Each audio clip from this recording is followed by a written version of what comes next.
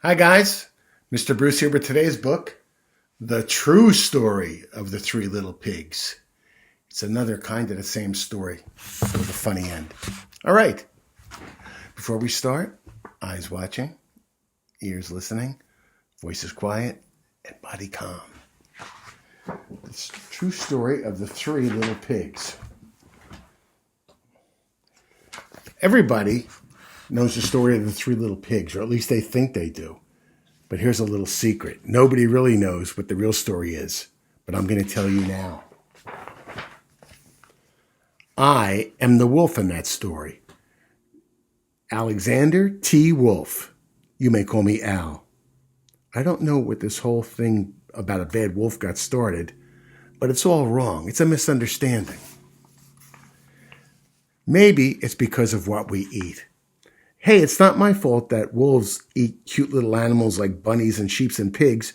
It's just the way we are. If cheeseburgers were cute, folks would probably think that you were big and bad too.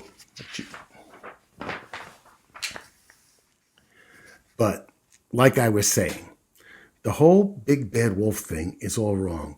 The real story is about a sneeze and a cup of sugar. This is the real story.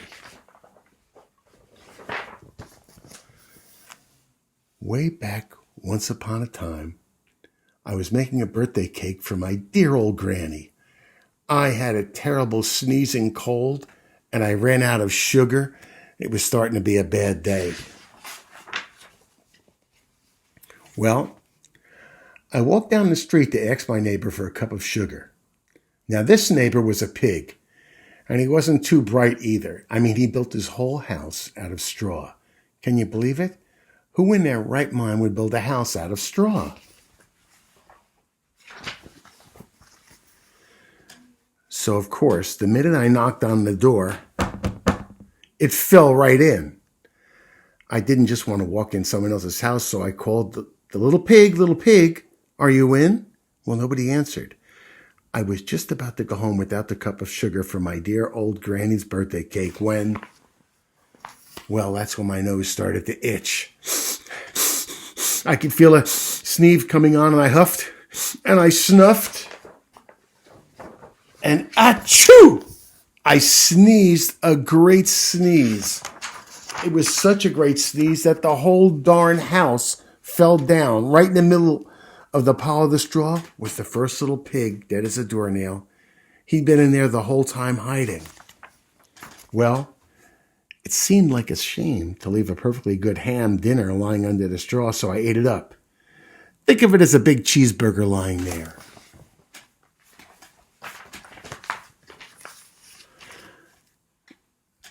I was feeling a little better, but I still didn't have my cup of sugar.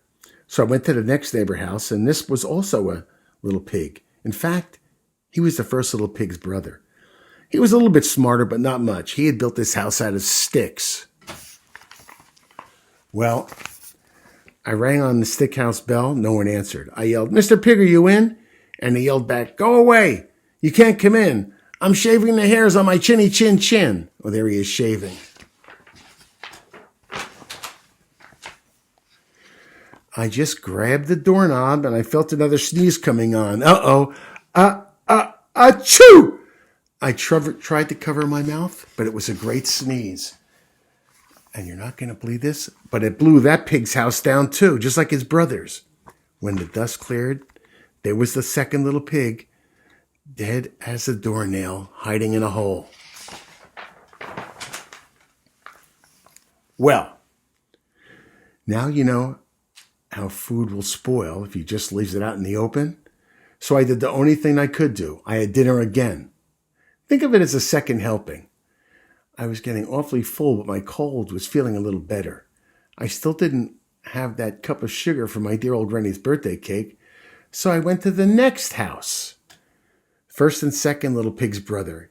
He must have been the brain in his family because he made his house out of bricks. I knocked on the brick house, no answer. Mr. Pig, are you in?"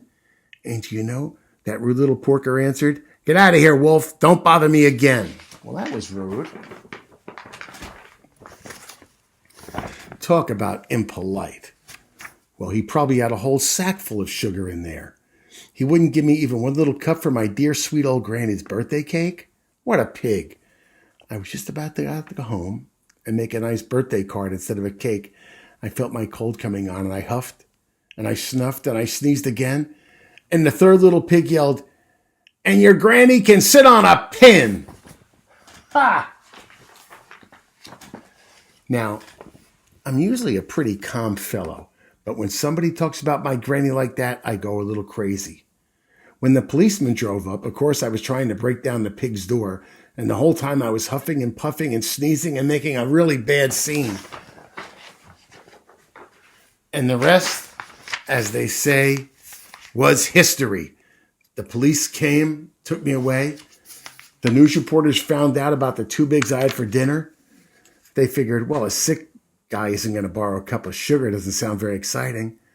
So they jazzed up the story with the huffing and puffing, I'll blow your house down stuff, and they made me a big bad wolf. That's it. That's the story. I was framed. I was innocent.